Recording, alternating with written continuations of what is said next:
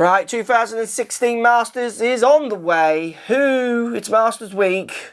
Favourite moments. Who has or holds your most favourite moment in the Masters with GolfOnline? We're talking about favourite moments. I'm going to share my favourite moments. I think mine they show generations, don't they, normally?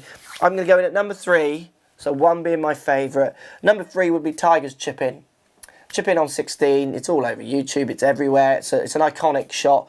The celebration made the shot as good as the actual shot was. I think if you put them there a lot of times, he would chip it relatively close because it's the slope is helping him as such. But the creativity and to get it in the right spot, and it was situation based, wasn't it? Which makes these classic moments always that bit more classic when they're in that kind of hot and that kind of melting pot, that crucial stage of the tournament. 16 will be my number 3 choice, Tiger Woods chipping. Okay, my second favourite Masters memory is going to have to be Sandy Lyle's jig. It's that jig, isn't it?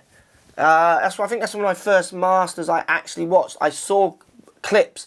I think Larry Mize won the year before, maybe, the Sandy Lyle, and I didn't watch that one, but when I watched Sandy's year win, they were showing that clip over and over again, so I saw it a lot. So it's kind of one of my first memories of the tournament. The thing I loved about Sandy Lyle, he was such a down-to-earth, ordinary guy. He had that kind of big rivalry with Faldo at the time as well, and he kind of burst through first almost. Obviously Faldo, I think, went on to have a much more illustrious career in the long run, but Sandy really kind of broke it through for that kind of European domination as well at that time. It was just European winner, European winner, European winner, him kicking it off. But that jig, that awkward, I'm not normally someone who would even dance or jig or celebrate, but I have just won a massive event that Europeans don't win, so I kind of better do something.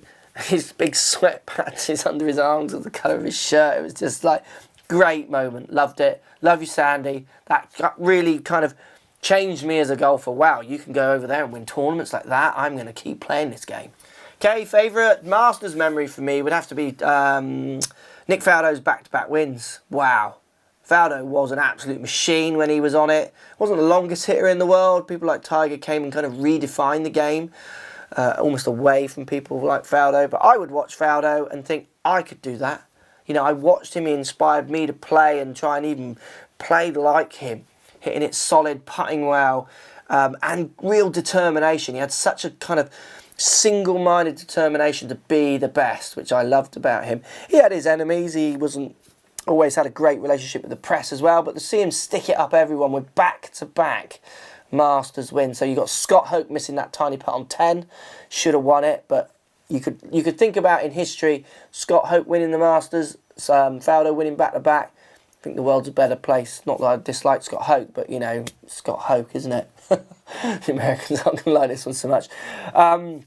And then on 10, holding the putt, puts his arms up in the air. I think he swears if you mouth it. It's like, you know, he says a swear word because he drains a big putt on 11 to beat Ray Floyd in the playoff, both playoffs, almost dark as well. I remember just, you know, up till midnight watching it, just wanted to go and play there and then. Faldo, you're an inspiration for all of us. Thank you for your back-to-back Masters.